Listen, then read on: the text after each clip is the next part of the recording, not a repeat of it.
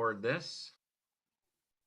So that'll just let you know that in case they can't make it in, and Kathy also want to listen in to our discussion tonight. So, yeah, I hope you had an okay Christmas. And Rosemary had a quiet Christmas. Georgianne, everything go okay? Yeah, my son was gone. Yeah. He's stuck back on the tug, and they don't think he's getting off tomorrow because the guy called in sick. Oh, shoot. He's already been gone 3 weeks. Wow. Yeah, everybody's facing the COVID thing now because so many people are getting it. You know, I had a staff. We used to do a Christmas party, but it was always so busy. So Jonathan and I put a thank you party on for our whole staff, and we do it on right around Epiphany. So we call it an Epiphany party. So we had that scheduled for Friday, but we decided to cancel it because we thought it's probably not a good idea to put the whole staff all in one little confined space and have dinner together at this point. They may not even have hearty meals on Wednesday. They might, mainly just because of the road conditions. Yeah. If CK is shut down, then they don't do it. So yeah. At this point, we're not making any more changes. We're letting people decide, because the vaccine's on board. This new variant doesn't seem to be too bad, but I'll wait to hear from Amy if that's true or not. So you are correct. It doesn't seem as bad. It doesn't seem as bad. Yeah. No, I mean, you can still get sick, but people aren't going to the hospital. And if they do go to the hospital, they're not dying like they were with the Delta. So right. That's the good news. That is the good news. Are you getting slammed pretty good? Well, I work out at Bangor now, and we haven't been able to go because of the weather out there. So it's not been too bad. Aren't you getting ready to retire? No, I have 3 more years. Oh, the name is Rosemary. I retired last week. Last week, okay. Yeah. Oh, wow. December 31st. Congratulations. Oh, thank you. Yeah, that's huge. That's fantastic. Yeah, today is my first full day of retirement, so we'll see how I feel in a couple weeks about it. Yes, right. Well, I always love to help people who are retired find things to do. Okay for now, thank you. Good for you. That's great. That's one of the things I say in orientation night for those who end up joining. I say, the church is about fulfilling people, not positions. And so one thing to make sure you have a good experience in your church is it's okay to say no. So anyway, but yeah, no, you get your feet, you get settled in this retirement thing. That's awesome. I'm very happy for you. I'm looking forward to, what do I get? I may have to do another, by the time I get to retirement, I think I'll have to go to 70, I think. So we'll see. I've probably got another 10 at least to go. So, but I love it. So that's cool. So, all right. Well, we're recording. We got it. Welcome to our last session. We're not going to be necessarily icebreaker things. So I'm going to get my presentation up here. There we go. If you want to put me on the top right, it works if you know how to do that. Or you can put the whole class on the right, and we'll see how that works. So this is where we started a number of months ago now, back in October. And really what we've been talking about, to say it again, is that we're talking about following Jesus. We're not talking about following a particular church or denomination, as much as we can celebrate those different expressions of the Christian faith. We're talking about following Jesus. Jesus did put his church on earth to give the word and sacraments to people. And so that you can't really separate Jesus and the church, and yet you can, because the church is pointing to Jesus. The church isn't Jesus, but the church has the gospel That's its mystery that we're supposed to steward, and it has the sacraments. So it has the word and sacraments, and that's the way it connects people to Christ, and that's the mission of SLC. And so there is then a journey following Jesus, and that's what we've been talking about. What does that look like? We've talked about all these things here. Let's see. We've talked about the gospel, the word, Luther's story, the Lutheran movement, baptism, communion. We've looked at the creeds, in particular the Apostles' Creed. We've looked at the discipleship map. You looked at that, I think, online. And then we talked about worship, the process and content, that we're not watching, we're working, that we're in a countercultural process in the way Silverdale Lutheran worships. We went over all the different components of our worship service and why we do them, when we do them. You can always go back and visit those sessions to review some of that. And then we talked the last time about some practical things, prayer and spiritual gifts and financial giving, as I remember.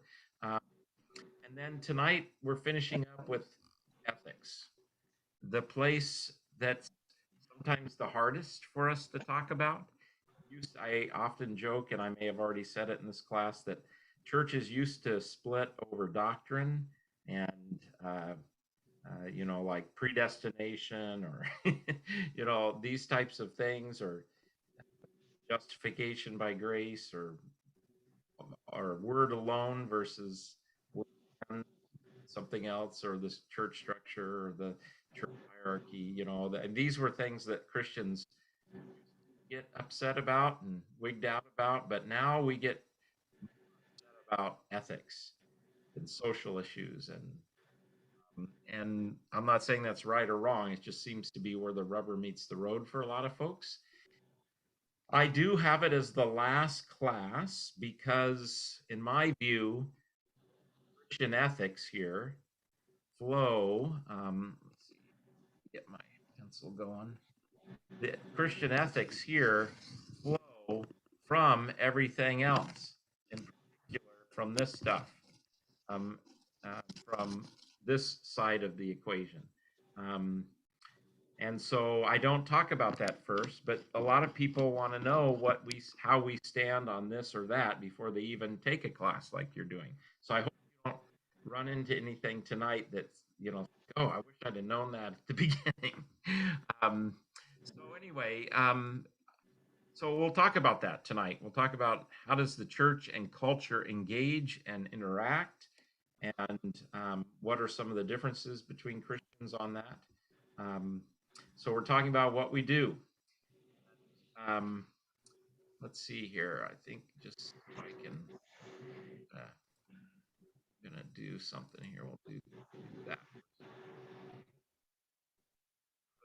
All of you, just minimize everybody so you can see this. So you've often heard this message, right? Church and politics don't mix. Two things you're not supposed to talk about with your family. Thanksgiving dinner, church and politics. By the way, I've got you minimized so I can't see you, so feel free to interrupt me or throw in a verbal question. So you hear this a lot. Church and politics don't mix. And yet,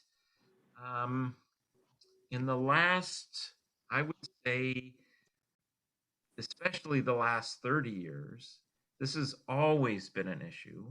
History of Christianity, but in particular, what I'm going to say, you might have remembered the Moral Majority, as it was called, Jerry Falwell's church, and he started this.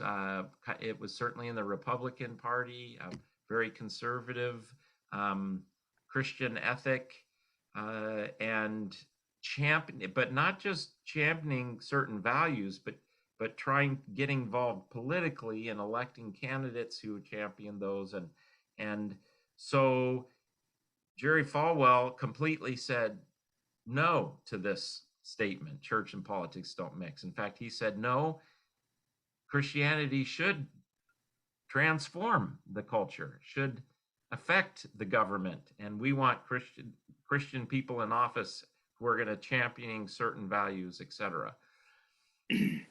thing that there was a reaction to that, not that it wasn't there long before that, is that from some of the mainline churches, which I think probably if you take the Methodist Church in the United States or the ELCA, the Evangelical Lutheran Church in America, the Presbyterian Church USA, the United Church of Christ congregations, to the Episcopal Church USA. These all kind of went a different direction with church and politics. They embraced that, yes, the church should affect policy and politics, but they kind of went at it from a more, what to use a unfortunate and difficult, we struggle with language around some of this, like conservative liberal, but what might be today called more of a woke ethic, more of a liberal ethic when it comes to politics. And so they got very involved. Like the ELCA has an office for public policy. It's what it used to be called. In our area, it's called the Faith in Action Network, and where they've joined up with other like-minded churches. And they fought for social issues very similar to the way Jerry Falwell did, but except for very different when it comes to the specifics.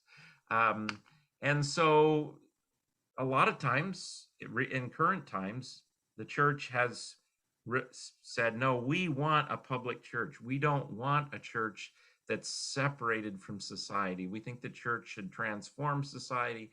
We think it should be involved in these issues. The mainline churches would cite and look at the civil rights movement. Obviously, Dr. Martin Luther King Jr., he was a Baptist preacher, an American Baptist preacher, not Southern Baptist. You know, he was bringing his faith into the political world. But it's interesting, I would say, and I've done a lot of study of Dr. Martin Luther King Jr., and I'm certainly no expert, but I think it would be fair to say that he was trying to make society more just, and he called the country to be more true to its creeds. And he was motivated by his Christian faith, but he wasn't trying to Christianize, if you will, the government. He wanted it to see it be just, more righteous, but he still lived a separation there. But nonetheless, he brought his public faith, his faith in Christ, into the public realm. And the Black church is notorious, and notorious isn't the right word, well renowned for being very involved in politics. I know Randy Randolph, who grew up in the South in our congregation, it wasn't unusual at all to have politicians come and be talking in churches. You know, they didn't have this worry about that separation, and that may be a strength and may not. But so a lot of our, I know the ELCA folks, a lot of my colleagues and the leadership of the ELCA over the last 20, really 30 years since it's in existence, really, have said the church was too quiet back there in the civil rights movement. We want a church that's involved and active in championing, you know, for a more just society. So this church and politics thing, it used to be a mainstay. You keep politics out of church, but that's been challenged as of late. Mainline denominations have become very involved in politics, and even like the Missouri Synod, like we've talked about,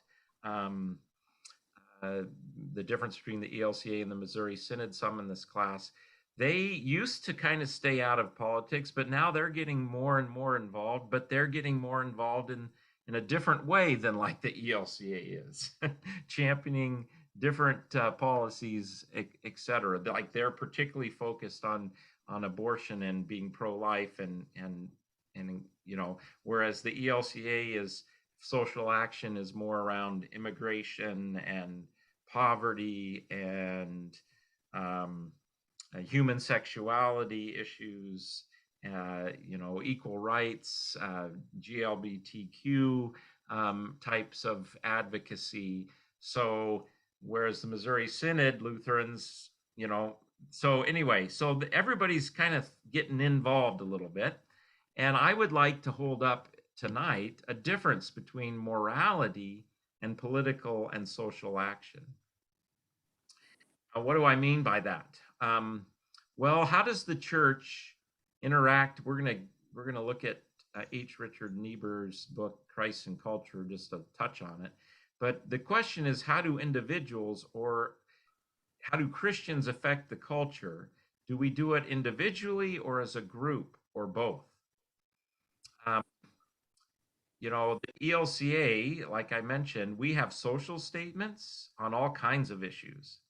And these go through a whole process of documents created by a commissioned group, and then it goes out to the congregations. They give feedback. Then it's worked on supposedly using the feedback from the congregations. Then it goes back out to congregations, more feedback, and finally it goes to our church-wide assembly, our big national convention, where representatives from all the different parts of the church, all, I won't say congregations, but from all the synods, from all the geographical areas, vote on those. Now, even once they vote for them, that doesn't mean you have to believe or agree with them.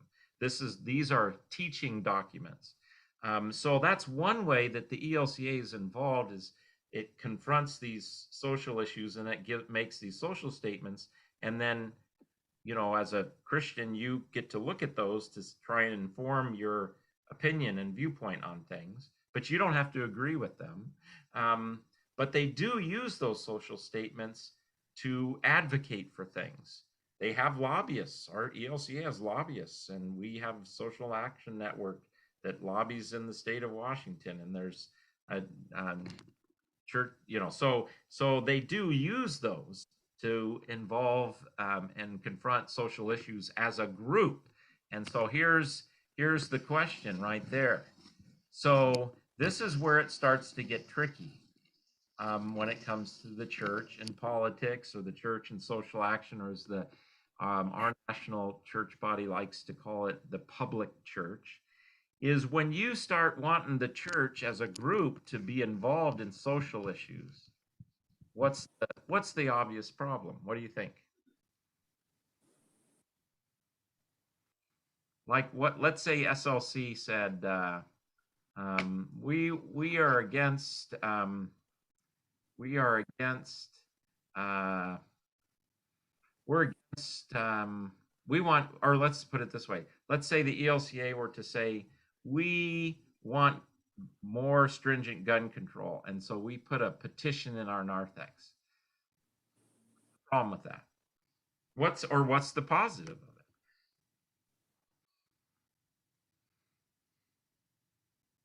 I think it could cause division amongst the parishioners, the people in the church, and then that could kind of snowball into all kinds of other problems too. That's right. That's right, Rosemary. Then people start saying, well, this church isn't for me, not about whether it preaches the gospel or administers the sacraments rightly, but does it agree with my convictions about a particular social issue? So that's the tricky tightrope we walk here. Did we lose Amy? Are you still out? Oh no, Amy's there. Yeah.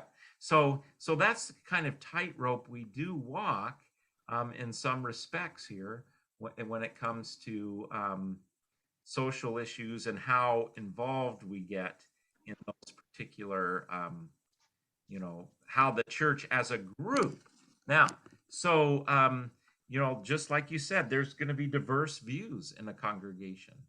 I can tell you that at Silverdale Lutheran, we have people that are very involved in forming the Republican Party's platform in the state of Washington. We have people in Silverdale Lutheran that are very involved in helping the Washington State Party, Democrat Party, form its platform.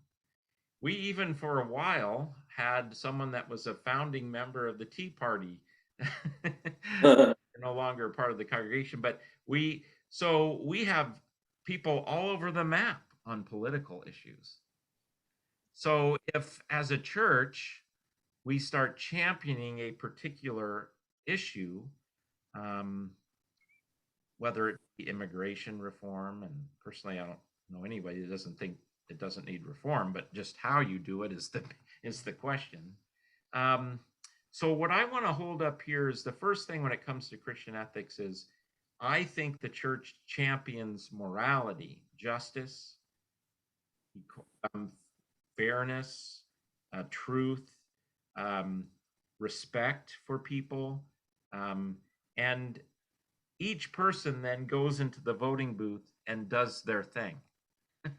You know, it actually, people on the far right and the far left really don't appreciate my opinion on this. Because I feel like a Christian can be a very hardcore Republican, and a Christian can be a very hardcore Democrat or libertarian or whatever it is. I, you know, I don't make politics a religion, but again, the problem I think today is that we've made politics a religion, and that's why we we can't talk to each other anymore, because it's risen to a level. So, like for instance, let's take God's preferential action, care for the poor. I think it would be safe to say that when you read the scriptures and you read the Old Testament prophets and you look at Jesus, that God has a heart for the outcasts and the downtrodden. I think that it'd be hard to argue with that. Now, how do you advocate for the downtrodden is the question. A former bishop of mine, Rob Hofstadt, who was the bishop before our current bishop in our synod, said, caring for the poor is not an option, but how you do it is. And I've always appreciated that. I think we can agree to disagree on what is the best way to confront poverty. And one side says, the more you help, the more you hurt. Another side, I had one pastor in our synod said to me, Bill, there isn't one government thing that gives money to the poor that's wrong. It's all good. Like, well, I don't know that I'd want to make that clear statement. There is something like there is a kind of what do you call it, enabling that can happen. I've talked to an apartment manager of a very low income area in Bremerton, and she has a heart for people who are struggling and who are poor. But she said a lot of these programs do just end up enabling people. They don't really help them. So, it's tricky. It's difficult. It takes wisdom, and I think Christians can disagree on how to help in society, not whether or not they should be involved, but how. And I think the other thing I'm going to say here is I really feel like the way Christians transform society is individuals. But we'll get into that some more. So where do you draw the line in the church when it comes to politics? And so it depends on the congregation. SLC is a church that has drawn a pretty solid line. We're going to advocate justice. We're going to advocate for people caring for the poor, and we're going to do things to enable and equip and strengthen and whether it be Hearty Meal or the things Kathy Bowman as our community connector has been doing, and helping teachers and helping low-income apartments and advocating. We're going to do all of that, but we're going to stop short of championing a particular position when it comes to political stuff. But other congregations don't. They are very politically active, and some people want that kind of church. We would split right down the middle, in my view. That's what I love about our congregation, and yet what is also sometimes a struggle is that when it comes to social state issues, whether it be human sexuality issues or some of the other hot button issues, I think we'd go right down the middle. So yeah, so there you go. Let me put up a little bit more info, and then we'll stop. And I want to hear your wisdom, because I'm I'm kind of sharing with you where I'm at with a lot of this and where our church has been. But I really want to hear from you about, does this make sense? And what do you think? This scary guy, this is the only picture I could find of him. He does not look like, he looks kind of scary to me. But anyway, this is H. Richard Niebuhr, who wrote a classic book called Christ and Culture. It's been criticized widely to some degree, but it has really gone through the test of time, that he pretty much laid out the different ways Christians and the church interact with culture. And one way is that when you look historically at the way Christians have worked in culture, is Christ against culture. This one right here. So this is the folks that withdraw from society. Think about those like Mennonite or Quaker, although it's not quite the same, but the Hutterites in Montana, and these groups that have said culture is so hopelessly messed up, the only way we can work is to withdraw and make our own little separate Christian community and really have no interaction with the outside world. This is Christ against culture. You've heard about the Dead Sea Scrolls. Most people believe that the community that's responsible for those, there's a little community that's been unearthed and archaeologically and excavated called Qumran. And clearly there was a branch of Judaism that we hear about from Josephus, the Jewish historian, called Essenes, and these were folks that withdrew from society. They believed that the Jerusalem establishment, the Jewish establishment, was completely corrupt, as well as the Roman Empire, obviously, and the answer is to withdraw. So this is Christ against culture, but to me, and Niebuhr makes this point that, Jesus said, let your light shine. Biblically, you just don't see a justification for this kind of complete withdrawal. But then there's the opposite of that, and what he would call Christ of culture. And this is where Christians really take the values that are championed in whatever culture they're in and just kind of merge those into Jesus. Niebuhr felt like the Gnostics of the 2nd and 3rd century were an example of this. I would say this is an example. Some people would criticize I don't know that this would be completely fair, but because, I think that whether conservative or liberal, the Christians I know, they're feeling they're being faithful to Scripture and not just doing what culture says. But some people would criticize some denominations today and say we're just chasing after culture, whatever culture champions. And one of my colleagues said the trouble with chasing after culture is it's always a moving target. But this is a way where you kind of inculcate the values of the culture into Christ, and you kind of mold Christ in the image of culture. And so some people would say that some of the mainline churches are doing this, or maybe some people would say, some of the evangelical churches, what they call evangelical today. One way they do this, by the way, remember when we talked about worship? And I said that a lot of the big box churches that are evangelical churches, as much as they might rail against culture, have completely succumbed to culture when it comes to the worship style. It's a show.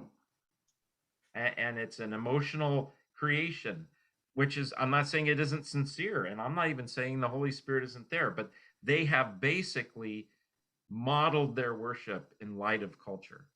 So, this all gets tricky and interesting. So then Christ above culture.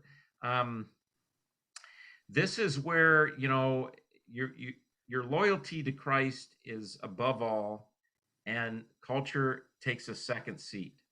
And it's related to this one in Paradox. And wouldn't you know, the Lutheran one that's classically known is the Christ and culture in paradox.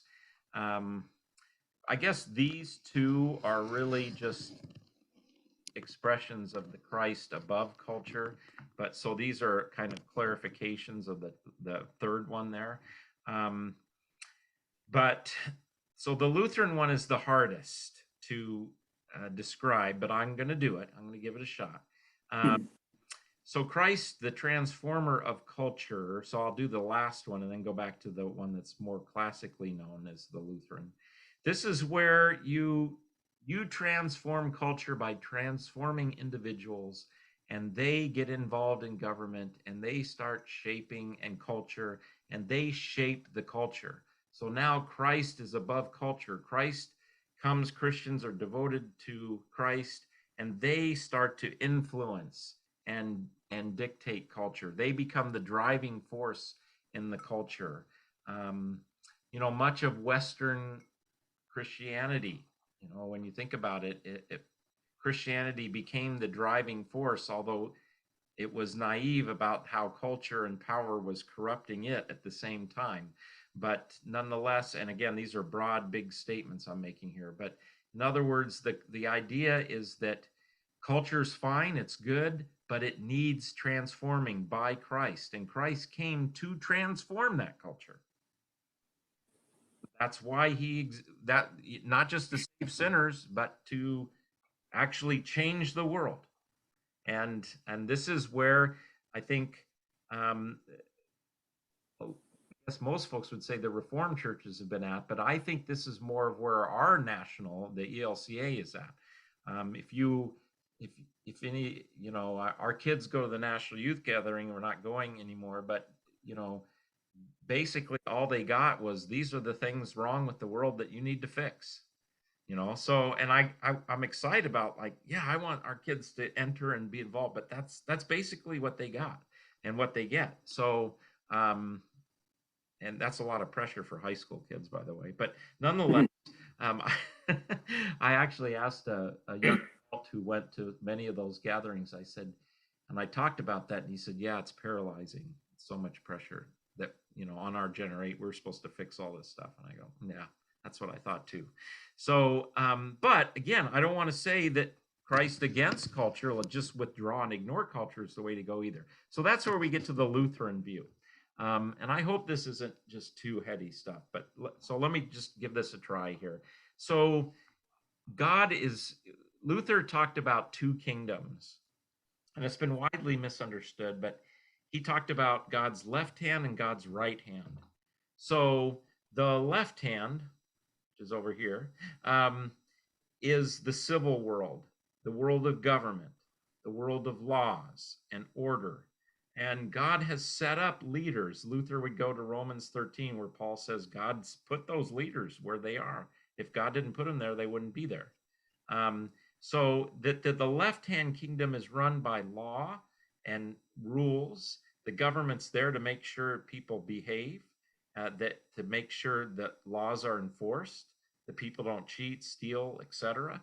That there's order, and that God has made there's a left-hand kingdom operating in this world, and we need it, and it's absolutely essential. But then there's another kingdom, which would be the right-hand kingdom, that is the kingdom of Christ, and that's what the church is supposed to proclaim. This is the Beatitudes. Think about if governments did what Jesus said in the Beatitudes. I don't know that they would exist anymore. Some people think that might be good, but I think we'd have chaos. It would. So, but when it comes to the individual Christian, I live out the Beatitudes. I follow Christ's teachings, and that's a kingdom. That's the right-hand kingdom of God. That's the kingdom of grace, where Jesus has made me righteous by the cross and resurrection, and the church is about that and proclaiming that. And so you have these two kingdoms that are in paradox. They interact with each other, but they can't be merged with each other. That's the problem with the Christ of culture, and a little bit of the Christ above culture, or the transforming culture. that we think we merge the two. No, they live separately. Let me give you a perfect example, a pastoral example. I've got lots of veterans in our congregation.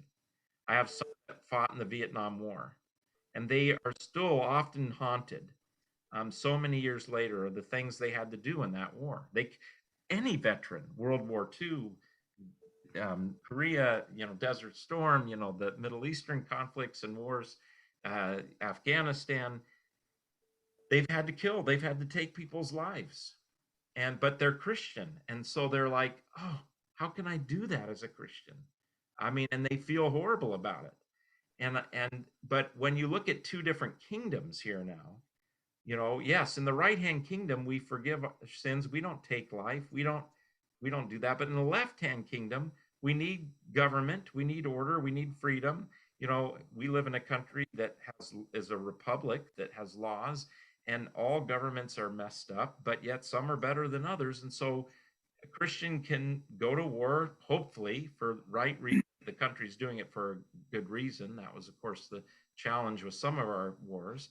But it was less debatable in World War II, of course, when we were attacked and Hitler was doing his thing. So, that the Christian can take up arms, because that's the left-hand kingdom versus the right-hand kingdom. With my brother or sister in Christ, if they step on my toes, I don't let them have it.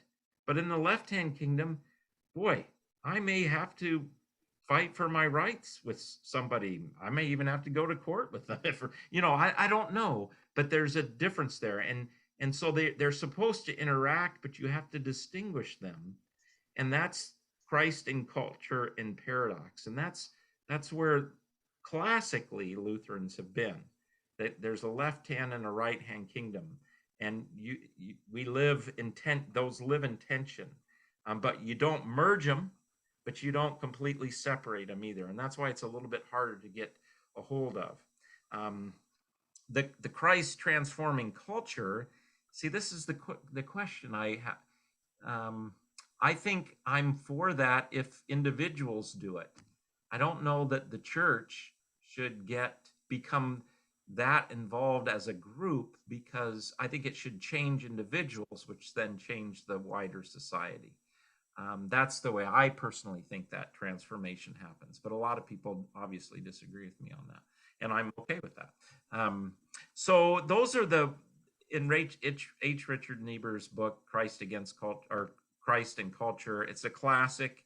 Again, some people feel like it missed a lot of things, but I think it's held up against the test of time. So, well, let me pause before we go into specific examples. Look at my clock here. What are you thinking? What's your thoughts? I know, Georgianne, you've always got some good. Not putting you on the spot. What do you think about all this? I think the hardest thing in my experience is, and I'm just as guilty, not to judge. I had an experience with the Lutheran Church in the Missouri Synod years and years ago. At the time when I was married, we got up to go have communion. And at that time, they only did communion once a month, and we were new to the area.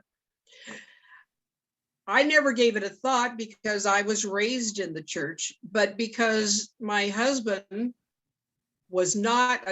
had not been church going, and he wasn't confirmed a Lutheran, the pastor stood up in front of everyone, the whole congregation, and says, "You can't take communion because you're not a member here." And of course, that just turned him off to the church completely. But that was the Missouri Synod. Yeah. Did they do that? By the way, did that happen publicly, or did he do that? Yeah. That was in Las Vegas when I was living there. But it happened like in front of everybody or something? Right. We were at the railing for communion. And he didn't just pass, so he actually said, sorry. Well, he didn't say it loud, but enough to where the people right there could hear. Gotcha. Yeah. Yeah. So yeah, you have to give some grace, don't you? And I have a lot of friends that are gay. I don't condone it, But I try to treat them like I would like to be treated, and I consider them friends. Absolutely. And I don't point my finger and say, you're doing bad. Right. I think a lot of people are really guilty about that. Yeah. Yeah. It's just something you need to step back and say, hey, you're not perfect either. Yeah. Well, that's helpful. I think if we could come at some of these issues with more respect, still make our viewpoint or, our convictions known, but do so in a graceful way and not a condemning way, that would help us a long way for sure. Yeah. And I think it would bring more people into the church if people didn't respond in such a negative way, because then they look like you're putting yourself on a pedestal. Look at me, I'm so good. Yeah. Yes, it's not a good witness when it's a tricky deal for churches to take a stand on whatever subject, on whatever side, and to do that gracefully. I love that he says something, he has a phrase, speak the truth in love, he says, I think in Romans. Yeah. Speak the truth in love. So when we speak the truth, but do it in a loving way. And certainly, unfortunately, the culture has often just heard that everything the church is against and that they're mean, judgmental, and this type of thing. And that's a problem. So I run into people all the time that don't want anything to do with the church because they think all the church is about is being anti this, anti that, anti whatever. And Not being a good Christian. yeah. So no, that's helpful, Georgianne. Other thoughts? Yeah, I had a professor, Sister Dorothy Donnelly at JSTV. Mm. Was she there when you were there? I don't think so, but I took some classes from the Jesuit school there. So Yeah, okay. She made the statement that everybody has a C level, and it's an acronym. CEEE stands for culture, environment, education, experience. That's a given. yeah, Neither good nor bad. It's just a given. It's how we respond to that matters. yeah, nice. Culture, education, experience. What was the other E? Environment. Environment. Yeah, all those things affect us, don't they? Yeah, they really do. It's Yeah. kind of a neat way to think about it for me anyway. Yeah. Yep. No, that's helpful. That's helpful. Culture, environment, education, and experience. Yeah. Yeah. And that CEEE affects how we look at the scriptures too. Yes. We as much as we want to shed all of that and just try and read what the scripture says, it's naive to think that doesn't affect us. Yeah. Oh yeah. Yeah. Helpful. Yeah. Other thoughts at this point or reactions? Or yeah, buts. You know.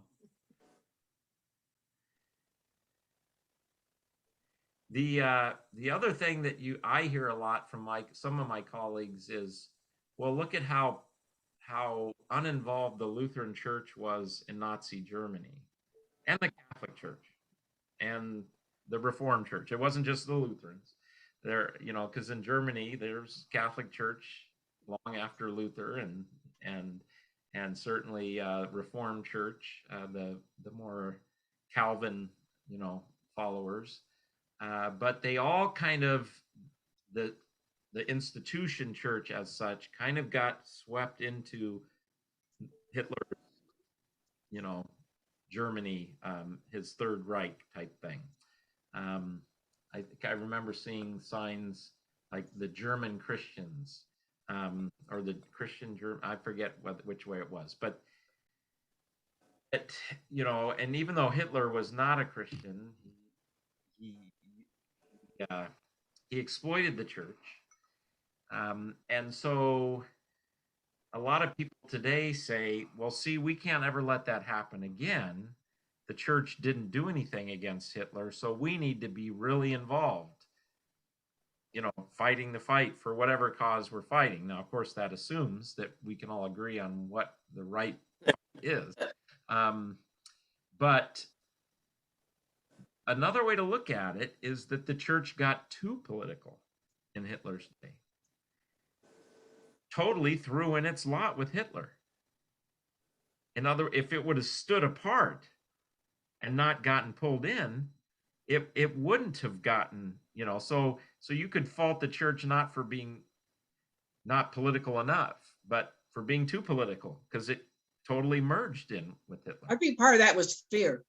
Oh, of course. And a lot, the pastors that, did not support Hitler wound up on the front, and there's way more than what we have any knowledge of. The famous one, of course, is Dietrich Bonhoeffer, who's a Lutheran hero that you might have heard about. He came to the United States and he was so impressed with the Black church in the South in particular, in Chicago and the places he visited. And he went back and he actually participated in a plot to assassinate Hitler. And he was martyred as such. He was killed just before Germany was liberated, so to speak, or the Allied forces, got there, that they had killed him. The plot failed, but I guess it came close to being successful. And I learned about Dietrich Bonhoeffer in my social ethics class at Cal Lutheran. Ann Johnson was my professor, and we studied him to look at the problem of an ethical dilemma. So an ethical dilemma is when you have to choose between two wrongs. Oh, Georgianne left us. She'll jump back in. So there she comes. There you are. So we lost you for a second, Georgianne. No problem. So an ethical dilemma, you have two choices and they're both wrong. Dietrich Bonhoeffer believed that to kill someone, to assassinate the ruler, was absolutely wrong. It's murder. And the Ten Commandments are pretty clear about it. So he believed it was completely wrong. But he also believed to do nothing, to allow him to live, was also wrong. And he believed that no matter what he decided, he would be under the judgment of God. Yeah. Both were wrong. And that's always stuck with me. Sometimes in life, we have to choose between two wrongs. What's the lesser of the two wrongs? Dietrich Bonhoeffer decided he needed to try and help this effort to get rid of Hitler. And he lost his life for it. So fortunately, as a Lutheran pastor, hopefully he knew that he stood under God's grace and the right-hand kingdom. If perhaps if he really took to heart the two kingdoms, he would have said, okay, well, in the left-hand kingdom, I got to go against Hitler, but in the right-hand kingdom, it's different. So anyway, but nonetheless, those are some good examples. Okay, others, we can tackle some specific ones, but yeah, any other thoughts at this point? All right. Now's when it gets tricky, though. It's easier to talk about all this in theory. Okay, here we go. Some specific examples. Let's see here. So, human sexuality. Now, this is a cultural issue, but it's also a deeply biblical and church issue. Same-sex marriage, or the Marriage Equality Act, as we passed it in the state of Washington, then the Oberfeld decision made gay marriage or same-sex marriage legal and the law of the land. So that's a big issue. And then there's the whole LGBTQ plus movement. And I like to distinguish these two because, the issue of bisexuality is related to people who have a fixed sexual orientation to the same sex, lesbian, gay, bisexual, but then transgender, that's a whole nother, that's your gender identity, not your orientation. And this gets all very confusing, some of these terms, and I really wrestle with this. Q is questioning or queer, and it stands for lots of different things. But my only trouble with this is that I think these are all very different issues. They all are important, but they all get lumped into one. The original folks who wanted to see the church change and accept same-sex marriage did so by saying that people don't choose their orientation. It's fixed. It's that way from whenever, their birth or adolescence or whatever, and they have no control over that. And so what are we going to do for folks in that situation? Now we start talking about some other things where, you can make a choice about what you want and what, so I just, not that they're not related, that not that there's not some intersectionality going on here, but a little different. Our ELCA church has completely thrown in 100% with this movement. The national church has. Congregations are different. The abortion issue, that's a huge issue, culture. Poverty, immigration is a big one. Both immigration from other countries and then the southern border, obviously. And then, of course, the issue around that's been such a big question as of late in particular, but it's been an issue the existence of our whole country with slavery, and then Jim Crow, and then the ramifications of all of that. And now you'll hear a lot about the mass incarceration of African American individuals compared to what it was before anyway. So there's all kinds of things. So we've got all of these issues that come into effect. I can tell you that it was a tough couple of Sundays after, our big, with George Floyd, his death, his murder, and what does the church do? And Black Lives Matter. I had lots of people who were saying, how come we're not championing Black Lives Matter? Well, that it's in theory, you can talk about having a separation between church and politics and stopping with morality versus championing a certain cause. But this is where the rubber meets the road. And I did not publicly come out in support or against that, because I felt individual Christians should do that and advocate the way they want to. And if I would have done that, there's a lot of people who aren't for Black Lives Matter necessarily as a movement, but who are very much against racism and this type of thing. And so it gets complex and difficult. Some people don't think it is complex. It's cut and dried, but I feel it's very nuanced and challenging. And the church absolutely has to be, and I think I have been very clear that there is no justification for treating people as a group or as an individual differently because of the color of their skin. That's the morality part. Now, how do you live that out when it comes to policies? That's where I've drawn the line on that. So, but again, some people think that's a big mistake. Some people don't.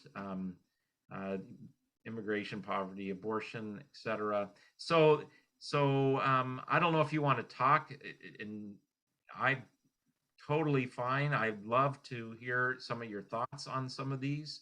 I can give you a little background on the human sexuality one when it comes to Silverdale Lutheran, if you'd like. Let me stop my share so I can see you all. Does that sound good? Would you like some background on how we've handled that? No. You want to hear about it, Georgianne? Rosemary wants to know. I wouldn't mind hearing some background. Yeah. So I can tell you a little bit of our journey. I think it's good news. I think, Georgianne, you'll be happy with that we have not been condemning of people.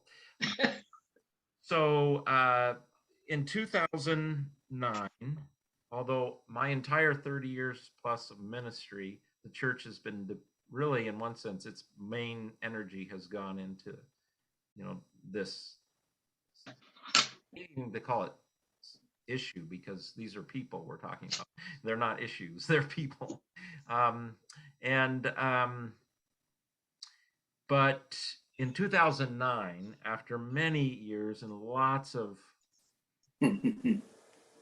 wrestling and working it through, and remember that our policy as a national church happens in convention. It's not, the Pope doesn't say this is the thing, or the bishops don't say this is the thing. It's more of a democratic thing. So you have all these representatives. Now, the leadership's incredibly important and influential. Our church-wide bishops have definitely been very influential on this. But long story short, and I'll leave out the details, and I'm pretty familiar with most of them. The ELCA passed a social statement on human sexuality that's very thick, way too thick. People don't read it because it's a book. They needed to make about a 4-page pamphlet. But basically, that social statement said we've got people in this church that have basically 4 different positions when it comes to the gay and lesbian side of things. And the old traditional position, you hate the sin, love the sinner, and so you say no, any kind of homosexual expression is wrong, period, end of story.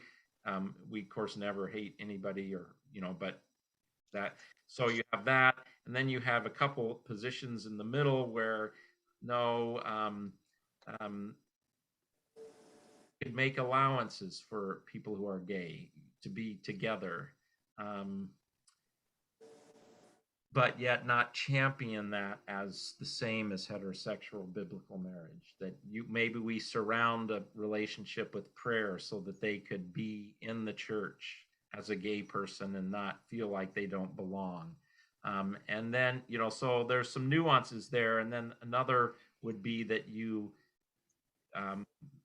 recognize same-sex unions, like at, this now in the United States, it's legal everywhere. So, someone is married, well, you recognize that they're married, but you still aren't doing and performing the ceremonies. And then the last position would be that you equate that with heterosexual marriage, and the church does the weddings and signs the certificates and all of that. So this social statement said, yeah, we've got all of those in our churches, and they all should be respected. People have a sound conscience, and we're going to try and hold those together. Now, how they're going to do that is a challenge, but I think it was good to recognize that the church is divided on this, and we have people who have different viewpoints. So they passed a long social statement on human sexuality that's very long, and there's lots of good things about it. It's against exploitation and promiscuity and all of this. But nonetheless, with that as the background, then they passed another resolution that congregations that wish to do so could recognize same-sex unions, what they called PALM, publicly accountable, lifelong monogamous relationship. So they used the acronym PALM because at the time, gay marriage was illegal in all states except for New England back in 2009. So they couldn't really say gay marriage, but that's where they were headed. So they said that congregations could recognize same-sex unions that wish to do so. So they left it up to the congregations, which was both a good thing and a really tough thing. Now, every congregation has to decide. A lot of congregations just ignored it and just went on and maybe dealt with it later whenever it became an issue. SLC, in my leadership, I felt like, hey, we can't just put it on the pastor to decide. This is the church. They said we could do this. Do you want to do it or you don't want to do it? So we spent, that's basically all I did for 2010 was work on this issue. We had cottage meetings, we had large group meetings. I had 20 families in my office in the first 3 months after the ELCA voted. They were very active families. 3/4 of them were ready to leave the congregation because of it. And none of them were hateful. None of them were mean-spirited or judgmental. They just said, Pastor Bill, Lutheran Church says the scriptures are the bottom line. The scriptures don't say that people of the same sex can get married. End of story. We're succumbing to the culture. Remember the Christ and culture? We're just succumbing to the culture. We're chasing after the culture. You want to go potty? And No. so that, Here, you let's know, go potty. it threatened. Georgianne's getting her little doggy out. I don't know Yeah. at this moment in this discussion or not. But anyway, okay. So so we went through a whole year, Rosemary and Al and Amy, about, you know, how does the church live into or live with this? Go potty. And everything was on the table as far as how we do this. We did a big congregational survey, and believe it or not, when it comes to, it was about 50-50. It was about 50-50. So there were about 25%, as I remember, of the church that wanted to leave the ELCA because of this. The other 25% who were not for the action didn't want to leave the ELCA because they didn't want to see the church split up over it. And, you know, another 25% probably didn't care about it. And then there was another 25% that were so happy that the ELCA did this and let's do this and why aren't, you know. So it was a very tough time. So I'll fast forward to the congregational meeting where what we decided. What we decided is we were not leaving the ELCA. We were going to stay in the ELCA, but we were not going to actively do gay marriages. That we were going to make room for gay people under the gospel. We're all welcome here. We're all broken people. And so all people are welcome here in that, under that, but we were not going to be doing and conducting those recognition services. So we said, we're going to stay in the church, but we're not going to do this. So thank you, but no thank you. And then the other part that the church had said along with that is that you could be served by a pastor who was in a PALM relationship, publicly accountable, lifelong monogamous, which is now marriage because it's legal. So you could be served by a gay pastor who's in a relationship. And the church also said that that would be so divisive here that it would break us apart, and said we're not going to do that. So, and then they did one final thing, and that is they allowed some people to restrict their giving so that it doesn't go to the national church, because their conscience was bound. They just couldn't support our national church. And we give about 9%. Let's see, no, we give 7.5% of everything we receive to our wider church, to the synod. And then they give that on, it's like diocese, you know, we give it, and then on to the national church. And then the other part that gets up to 10% goes to other local benevolences and stuff like that. So we allowed people to say, we want our giving not included in that percentage, and we want it, and so all of their giving goes to local benevolences. We still give close to 10% of what they give beyond our congregation, but it doesn't go to the ELCA. So we figured out how to way to do that, because for some people, they were, I gotta leave, I'm done, you know. I mean, that they were stuck that way. Obviously, if we'd have left the ELCA over this issue, we'd have lost 1/3 of our congregation there, and I didn't want that either. And so that the church, that was the compromise position the church came to in its congregational meeting. It's still enforced because we haven't changed that. I can tell you that after that meeting, we had people who were diametrically opposed and on different sides of this, hugging and crying together, supporting each other. Many people voted for this, not because there were some people who voted for this kind of compromise position who were very much against gay marriage, and there were some people that voted for it who were very much for gay marriage, but they didn't want to see this issue fracture the congregation. Our bishop at the time said we were the model for how to handle this. I don't know that that would be the the case, you know, at this point, but that's the way we did it, and we've held together. We lost some families more on the progressive side and some more on the real conservative side, both sides. And over the years, we've probably lost folks because they don't like our kind of middle position here. So that's where this church has gotten to on this issue of, you know, the gay and lesbian side of things.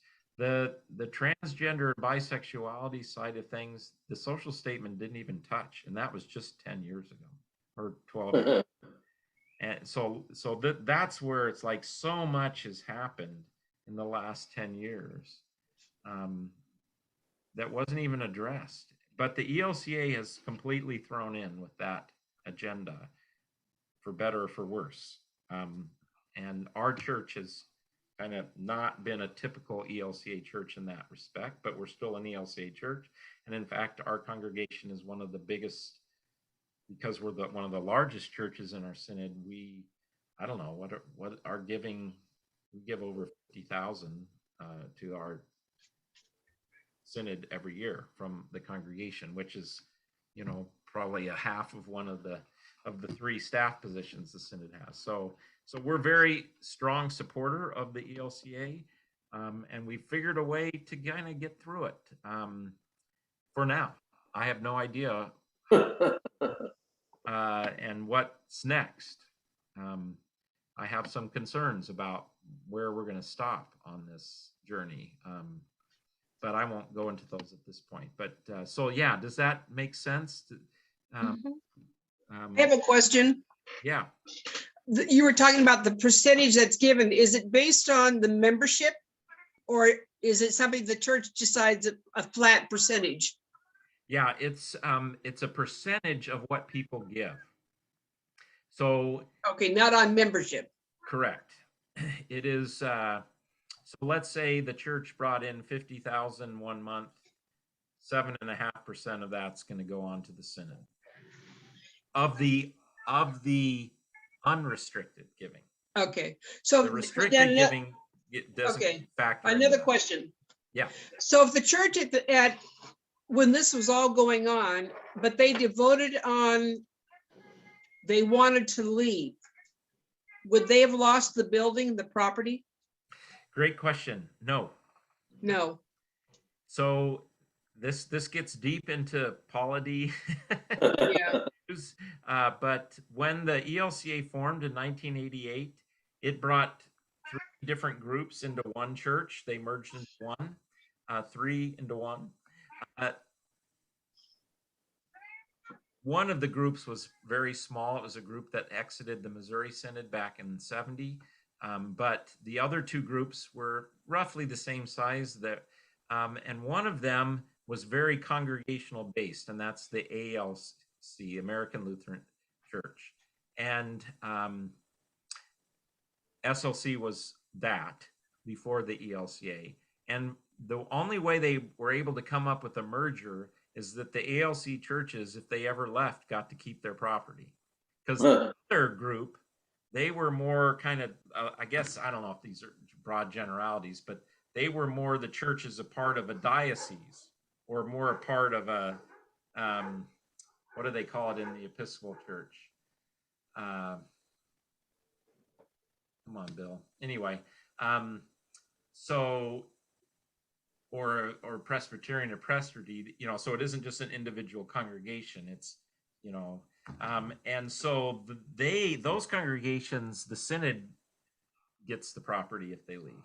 But in our situation, if we would have left, we would have been able to keep the property because of our background. Okay. That's the only way they could get the 2 of them together. Is that was one of the compromises they made. Now, I can tell you that leaving the ELCA is very difficult. You have to have 2/3, which is 66% of the, you know, it's hard to get anybody to vote on anything for 66%. And it's a longer process and involves 2 congregational votes, and it's very painful. And I felt pastorally, if we went down that road, we'd have definitely lost a third of our congregation, without a doubt, maybe even more.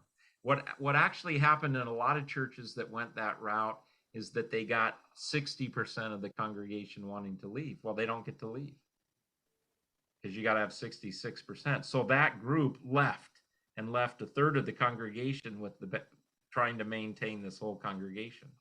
So it's been very painful and very difficult. And so again, it's an ethical dilemma. And I can say, especially 10 years ago, I would not have supported a leaving, mainly because it would have been so scarring and difficult. But anyway, so yeah. So Great question. if Silverdale Lutheran Church voted to leave, then do they just become an independent church? Silverdale Church, not Silverdale Lutheran? Great question. One of the things in the Constitution is that a church cannot leave and keep its property unless they affiliate with another Lutheran church. Oh, so it couldn't just become Silverdale Church. Correct. We would not be able to be an independent church. We need to join a different body. And the reason they put that in there, I found out, I always kind of wondered, that's interesting, is that in smaller congregations that had really expensive properties, what actually happened, like you might have 15 members left, and you're operating on this big endowment or something. Mm-hmm. And people were coming in, joining the church, and then they get the majority, and then they take the church out, and it becomes a Buddhist, or I don't know, some other church is like a hostile takeover. So that's why they put that in there, that if a Lutheran church leaves and to keep its property, it has to affiliate with another Lutheran church. And there are plenty that churches affiliate. There's the Lutheran Congregations in Mission for Christ, which is and then there's the North American Lutheran Church, and there's obviously the Missouri Synod Lutheran. There's other churches that we could affiliate with, or we could have affiliated with. So, yeah. But yeah, so that is a caveat to the exiting process. So. I have one more question. When I was growing up, I was involved with what they call the Walther League, but they don't have that anymore, do they? Or they just don't use the name? They just don't use the name. So the Walther League was the youth group organization, Yeah. Missouri Synod. The ELCA has a youth organization. Pastor Jonathan's very involved with it, or has been, and so we still have national youth gatherings and synodical youth gatherings and that. But yeah, just a different name. Okay. I don't even think they call it the Walther League in Missouri anymore. Walther was the kind of founding guy of the Missouri Synod. So. Yeah. Yeah.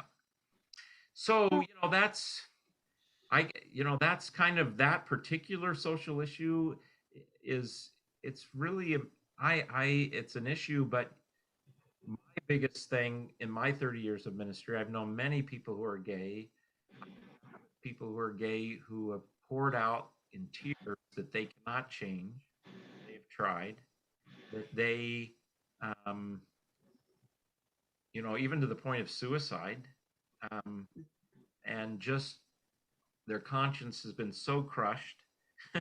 And they tell me, Bill, the only place I can get fellowship is in the gay bar. Yeah, that's sad. That's the only place I'll get acceptance. And so I've been very sympathetic to trying to make a space for gay people in the church, because I believe many, not all, but many don't choose their orientation, and that I could see the church surrounding a relationship in prayer.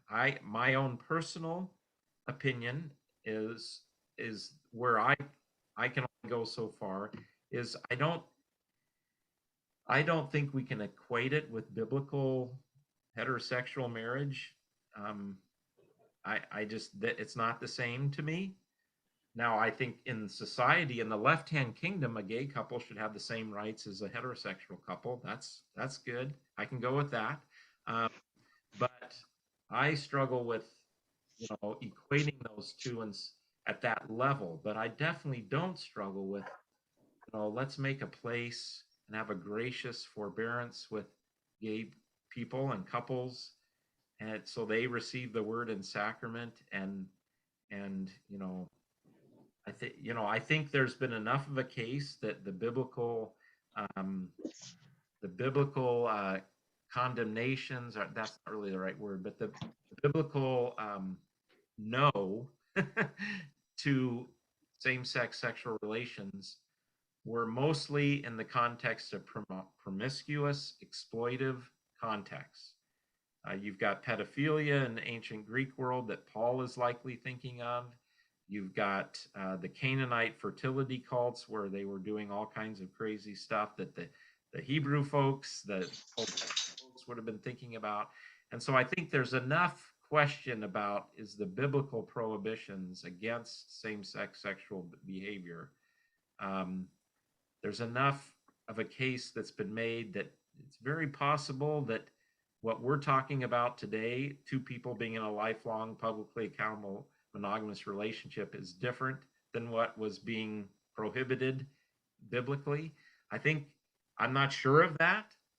I don't think that there's a way we can make the case definitively, but I think it's been made well enough that I could make a space. I think we need to try and make a space for gay people in the church, because I don't want them just to go to the gay bar for fellowship. I think that they're Christians, that Christ died for them, and the church has lost so many gay people because all they've heard is you're not acceptable here. So that's now you're hearing Bill Crabtree's wrestling with it. But I think that's really where Silverdale Lutheran, we have gay people in our church. We don't have any active or couples that are, just very visible, I guess you could say. Currently, we have many kids of our congregation who are gay. So we have a transgender person that's very involved in our church and has been loved and cared for and supported, and I think that's great.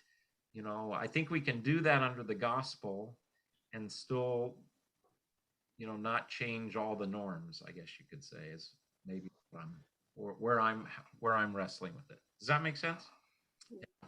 Mhm. Yep. So that is an issue that could definitely, drive us apart, but that's where this church is at. So a lot of people love that. They want to be in a church that has diverse opinions about social issues and that they can have those conversations. And we probably could be faulted that even though we disagree, we don't have enough conversations about those. But we do.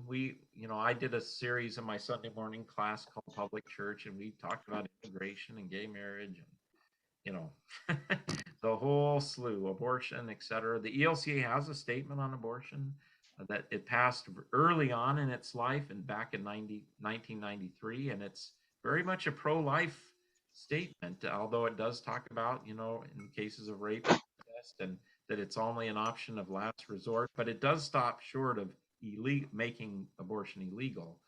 It does not support that, but from just a moral standpoint, it's a pretty pro-life statement. I won't be surprised if it isn't up for change here in the next few years, but because it's way too pro-life, I think, for most of the ELCA leadership now. But anyway, that's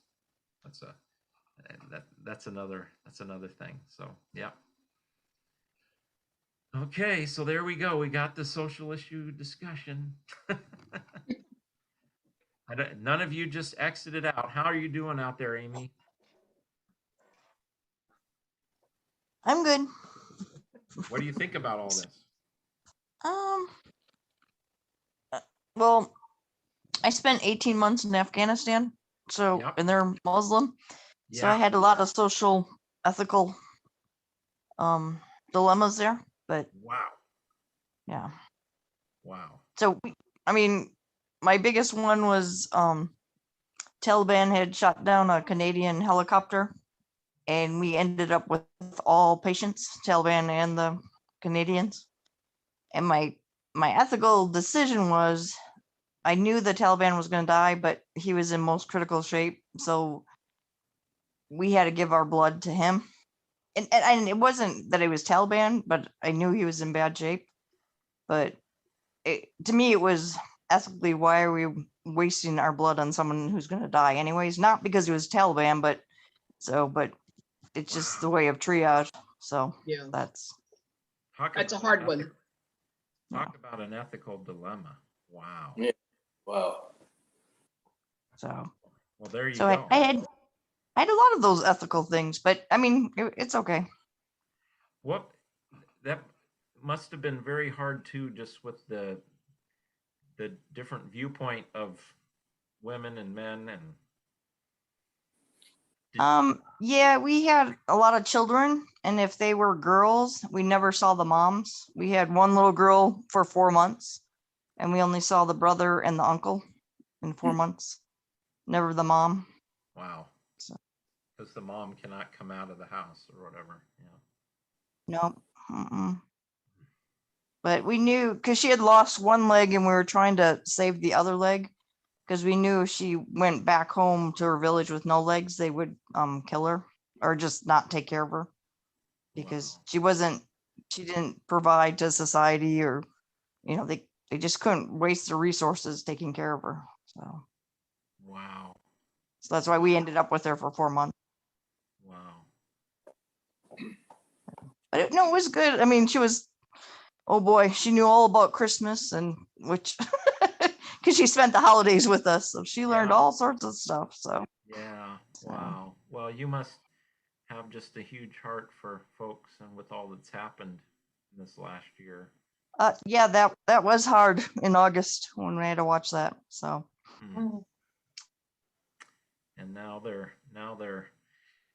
people are starving and